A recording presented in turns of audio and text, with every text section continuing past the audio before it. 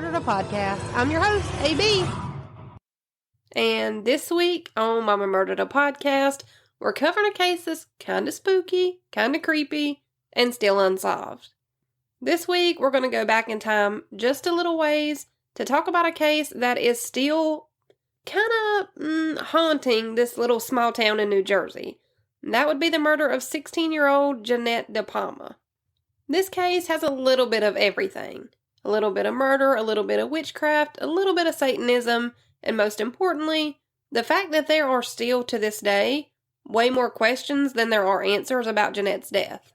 And before we get started, I just want to say I missed you guys so much. I am taking Wednesdays off so I can record, so we should be good back in business. So, with all that being said, without further ado, let's get it. Jeanette Christine DePalma was born on August 3rd in 1956 to her parents Florence and Salvatore DePalma. She was born and raised in Springfield Township, Union County, New Jersey, and she was from a pretty tight-knit working-class Catholic family. Her dad worked at the local transit authority while her mom was a homemaker.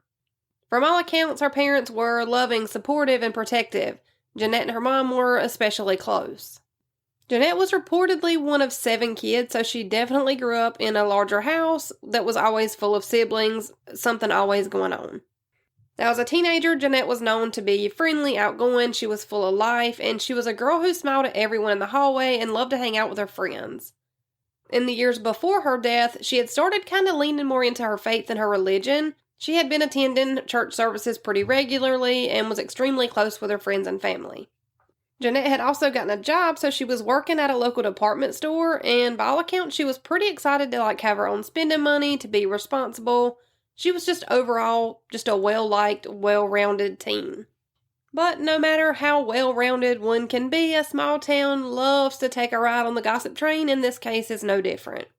Because it was after Jeanette's death that there were whispers that this 16-year-old teenage Jeanette had this crazy wild side to her. Who would have ever guessed it? She was 16. So these rumors claim that Jeanette's, wild side, which I'll touch on this wild behavior in a minute, but these rumors of Jeanette's wild side are things that people reported about Jeanette before she had kind of leaned into her religion. Because Jeanette had been working pretty hard on building up her relationship with God before her death, and she had been taking her religion a lot more seriously.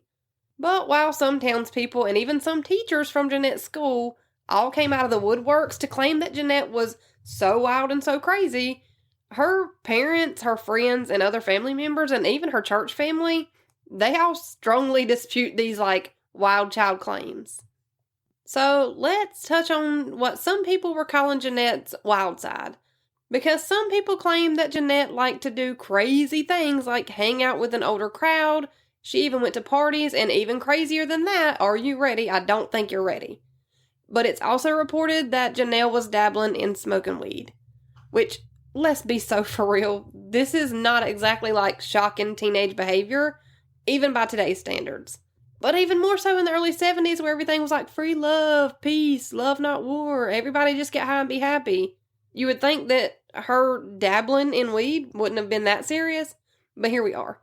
But regardless of all that, Jeanette's past, real or exaggerated, would severely change the way people talked about her death. And I'm just going to tell you right now that everything in this case is reported from one extreme to the next. So, like the smoking weed thing, some people report that Jeanette was experimenting and smoking the devil's lettuce, and then in the same breath, there will be other people who report that she was really committed to herself and her religion and she was taking it seriously. Even that people can't agree on. Because there are some people that say how religious she was and, how important her relationship with God was. And then there are other people like Jeanette's closest friends who would say that they didn't even know that Jeanette was religious at all. So, from my research, you can't find an area of this case where everyone can agree on something. You just can't do it. But once Jeanette was more into her teenage years, she was described as being vibrant and outgoing. She had a love for music and especially loved Janis Joplin, which, same. She was also described as compassionate and curious and just full of love with an eye for fashion. And like I already mentioned, she had started working at a local department store in Springfield shortly before she disappeared. And again, like I mentioned, she was pretty proud to be earning her own money, and she enjoyed chatting with customers and making small talk. So I feel like this really speaks to how sociable and independent she was trying to become, even at just 16. So now we're going to jump forward just a little bit to the day that Jeanette vanished and talk about that some. It was a Monday. It was August 7th, 1972. Jeanette told her mom that she was going to visit a friend who lived in a nearby town. She was supposed to have been taking the train station to see this friend. She left the house wearing a light blue blouse, blue jeans, and a brown leather belt. She carried a shoulder bag. The plan was simple. Walk to the train station, head over to her friend's place, or at least that's what she told her mom. But what we later find out is that there was actually no plan with any friend. Jeanette may have lied to her mom, or maybe her plans changed last minute. Some reports later suggest that she might have even lied about visiting a friend so that she could go meet up with a secret boyfriend, which was somebody named Tommy. But nothing about that was ever confirmed, and Tommy was never officially named a suspect, even though he was later questioned, which we'll talk about. But then we find out later that Jeanette's friend, who she said she was going to go visit, that friend had no idea that Jeanette was even planning to come over that day. The two had never talked about her coming over, and they definitely hadn't made plans for Jeanette to visit. So we know that Jeanette told her mom that she was going to be, riding the train to visit this friend, but we also know that that wasn't actually the plan. Jeanette had actually supposedly been planning to go meet up with his secret boyfriend Tommy, and she would have hitchhiked her way there and back. Back then, this wouldn't have been unusual. Hitchhiking was kind of the norm, especially for teens. As we all know now, that's actually incredibly dangerous, and I think it's wild how common it was back then, especially given the horror stories about, stranger danger and men picking women up with bad intentions. But still, it was the early 70s, and this wasn't seen as reckless or even really that dangerous. It was just kind of the way that kids would get around. The 70s was a wild time, though. Like I said, hitchhiking was pretty normal, even though it was pretty dangerous. There was also a tendency, especially back then, to victim blame. Like if something bad happened to a girl who ever smoked weed or was even a little bit rebellious, people would whisper, well, she was kind of a wild child. And that's just bullshit. I know it, you know it, we both know it. It's never going to be the victim's fault. I don't care how short her dress was, or how skimpy her top was, or how many men she slept with. It's just never going to be her fault. But then that just kind of leaves more questions than anything, because if she wasn't actually going to go visit a friend like she told her mom, and she wasn't going to hitchhike to go see Tommy, then where the hell was she actually going when she left the house that day?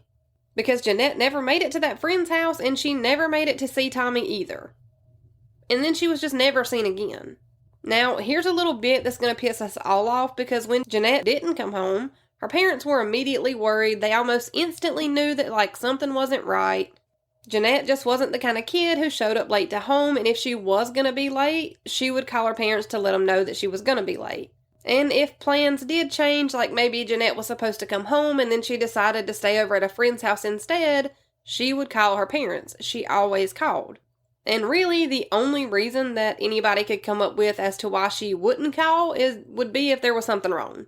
And the phone never rang that day with Jeanette letting her parents know about a change of plans, or that she wasn't coming home, or that she was going to be late. So something was definitely wrong. But when Florence and Sal called the police to report Jeanette missing, they were told that they would have to wait 24 hours before police would be able to do anything, even just file a missing person report. So yes, the police gave them the classic and incredibly ignorant rule of waiting a whole entire day before we file a missing person report. And this will forever piss me off, because we know how vital those first 48 hours are in a missing persons case or in any investigation.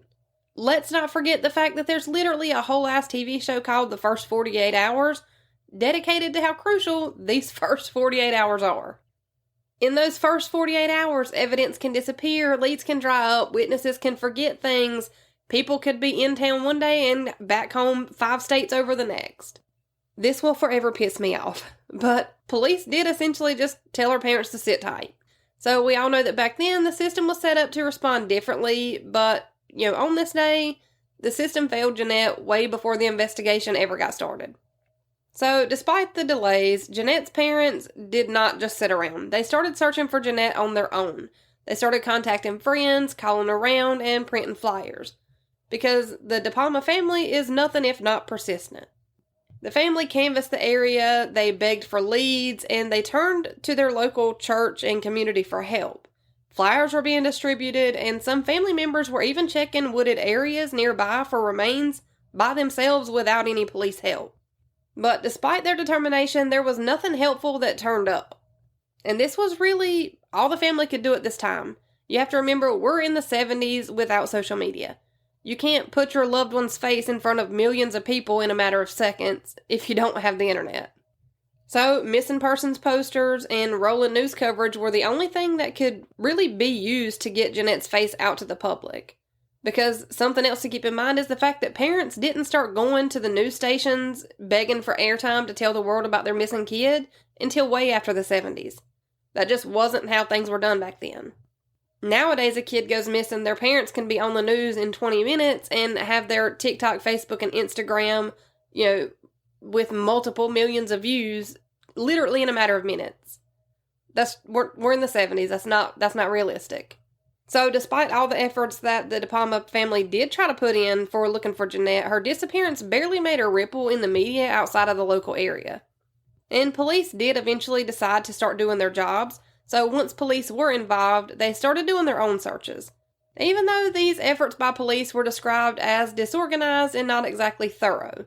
Bloodhounds were brought in and officers combed through the local woods, but Jeanette was nowhere to be found. The days turned into weeks and her family was getting desperate. This just wasn't like her. She wouldn't leave without telling anyone, and police didn't do anything like talk to the neighbors or walk door to door. They were really running on the theory that Jeanette was a runaway, and that she'd likely just return home on her own. Which, this always kind of blows my mind too. Like, we always hear in these older cases, and even in more recent cases, that teenagers are just runaways. My question to the police is like, how many runaways are there really?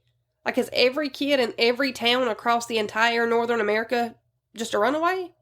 Because I feel like that can't be right either. And as the days passed, with no sign of Jeanette, the community started to get uneasy.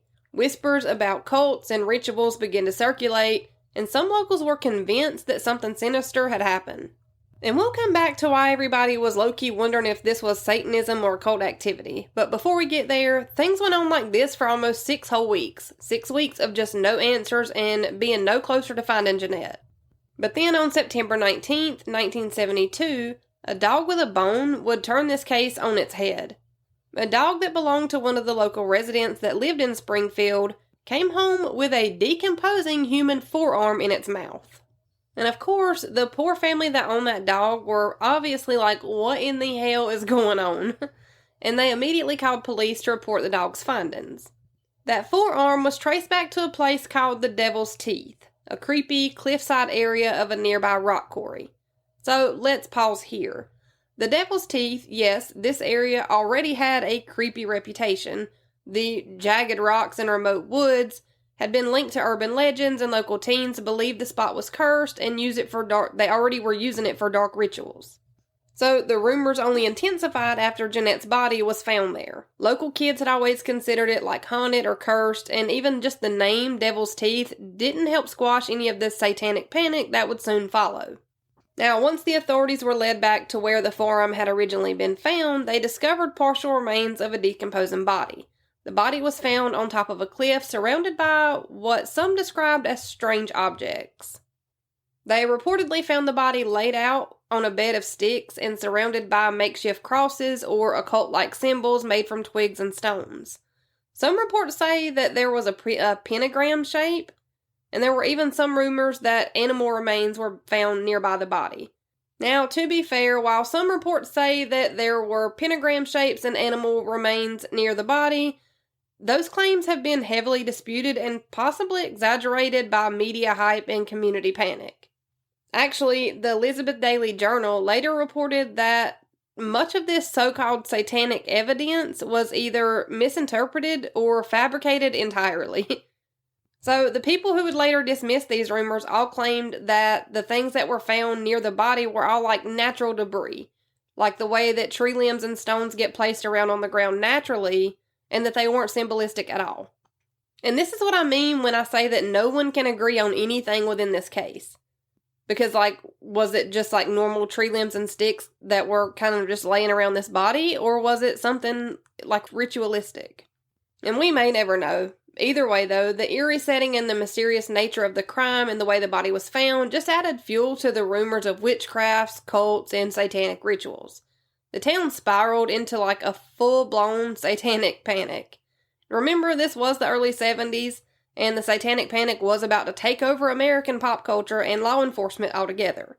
There were movies like The Exorcist and Rosemary's Baby, and they were shaping how people viewed, the occult, and then suddenly everybody's looking for signs of the devil in every corner of their life. Entire communities across America were primed to see signs of satanic influence everywhere, whether it was real or not. So the body was able to be identified as Jeanette DePalma, and her remains were so badly decomposed that the exact cause of death couldn't be determined, even though strangulation was suspected. They actually had to use dental records to identify that it was her remains. And despite how weird this crime scene was, there were no suspects from the start. Jeanette's family and close friends were obviously questioned more than once. They were always cooperative and helpful, but, nobody was ever labeled a suspect. Jeanette's boyfriend at the time, Tommy, was also questioned by police, and according to records, the two had a pretty normal teenage relationship. There were no, public signs of abuse or any kind of controlling behavior, but Tommy was also never treated as a serious suspect, and he was eventually cleared, despite some rumors around town. Which, clearly, this town loves a good gossip train. And if we're being completely honest, this investigation was just a hot mess from the word go. Evidence seemed to go missing because apparently losing the very few samples of DNA that were taken from the crime scene is easier than what maybe we would have guessed. There were a lot of leads that weren't followed up on, and key information was withheld from the public. There were even some claims that law enforcement was involved in a cover-up, allegedly. And one possible reason for this, cover-up conspiracy was that the DePalma family was pretty active in their church, and some believe that local authorities didn't want this scandal of having, cults or Satanistic rituals associated with their town. Of course, some people want to go with the conspiracy theory route, and others just thought that this was shoddy police work and that the police dropped the ball. Some residents whispered about Jeanette's parents being too strict or too religious or too this or too that, but the people that were closest to Jeanette denied that there were any issues at the house. And police never named any of Jeanette's family members as suspects. There was also speculation about drug use, but again, there was no evidence to support that. Anytime that it was mentioned that Jeanette maybe smoked pot or partied, this was always something that was brought up in a way to tarnish her character, and not at all brought up in a relevant way as pertaining to her death. And then there were rumors of suspects like an unstable local man, then there was a group of self-proclaimed witches, and even a drifter who passed through town, but none of these ever stuck. Another thing to keep in mind with this case is that the Springfield Police Department was not well equipped to handle a case of this magnitude. Some officers at the time had little to no experience working on a potential homicide, and especially as one as layered as this one. There was also no centralized forensic databases, no DNA testing, and the understanding of criminal profiling was slim to none at the time. So they leaned on what they did have, eyewitnesses and tips from locals, and of course community gossip, because community gossip is always a surefire way to solve a murder case. But that's basically it as far as the investigation goes. Nobody's ever been charged or even named as a suspect in this case, but then years later, during the age of the internet, there was a journalist and amateur sleuth that tried to gain enough traction to get this case reopened. For example, the Weird New Jersey magazine did a deep dive on Jeanette's case. And of course, there have been podcasts and YouTube channels that have covered Jeanette's case more recently, hoping to bring more attention to this case. But the journalist and author Jesse Pollock from the Weird New Jersey magazine actually co-authored a book called The Death on the Devil's Teeth, which that book dug pretty deep into this case and uncovered some allegations and leads that law enforcement either missed or just ignored entirely. There was one man in particular listed in the book, Death on the Devil's Teeth, and this man was only known in the research by a pseudonym, and he had a history of violence, he lived in the area, and he matched a loose description of somebody that was seen near the crime scene. This man, who still remains unnamed, was suspected by multiple people, including locals and even some law enforcement, but has never officially been charged or even brought in for questioning at the time. Now, according to the guy that wrote the book, this suspect had connections to the rock quarry area and a reputation for some pretty strange behavior, but again, it seems like this was just kind of swept under the rug and not in the official investigation at all. And then, can you really have a murder happen somewhere called the Devil's Teeth and not have rumors swirling around about an occult? Yeah, I didn't think so. So, one of the most heavily circulated theories involved a local group of teens who were rumored to have dabbed in occult practices. Springfield, New Jersey wasn't exactly the kind of town that you would associate with devil worship, but, this was the early 70s, satanic panic was contagious, and people were really quick to blame anything even remotely different for something as horrible as murder of a teenage girl on satanic panic. So, some people allege that a local pastor actually warned the police once about a group of teens involved in some kind of strange rituals that they would do at the rock quarry, but it's unclear if this tip was ever investigated more seriously. Now, to add to this, the Weird New Jersey magazine reported years later that even those within the police force admitted that rumors were often prioritized over actual leads. That same article leaned towards going so far as to say that some amateur sleuths had done more credible profiling over the last years of working on this case than the original investigators ever did back in 1972. Now, another thing that only deepened the public's distrust with how this case was handled was the official autopsy. It didn't mention a single thing about occult symbols being at or even near the crime scene.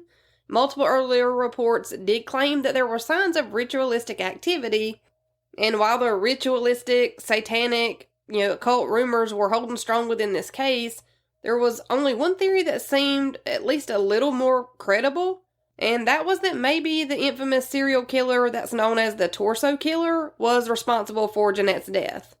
Richard Cottingham, aka the Torso Killer, was a serial killer who was actually operating in the New York and New Jersey area at the time. And he was known for abducting, torturing, and killing young women, and he often dismembered their bodies. Cottingham's killings did date back to 1967, and he was still actively killing women at the same time that Jeanette was reported missing and murdered. And since his MO during his later crimes involved brutal mutilation and did sometimes involve teenage girls, some people speculate whether or not Jeanette could have been one of his earlier victims from before he perfected his MO. And Cottingham has confessed to a few cold cases since the spring of 2001, but he's never openly admitted to killing Jeanette DePalma. But when he was being interviewed by Jesse Pollock, who, if you'll remember, is the one that wrote the book about Jeanette's case, so when Jesse was interviewing Cottingham, he kind of alluded to being the one responsible for Jeanette's death, even though he never, openly came right out and said that it was him. And while some names in this case come up again and again and again in local gossip about this case, law enforcement has never made an arrest, and this case is still unsolved. There are quotes from former investigators who expressed frustration about the way things in this case were handled, and some family members have spoken out about the pain that they are going through with never knowing what really happened. And that's basically it. This case sits at a standstill even today. If I hear or see any updates, I'll keep you guys posted on this. But until then, let's do it again. Same time, same place, next Wednesday. See you then. That's how my mama murdered a podcast.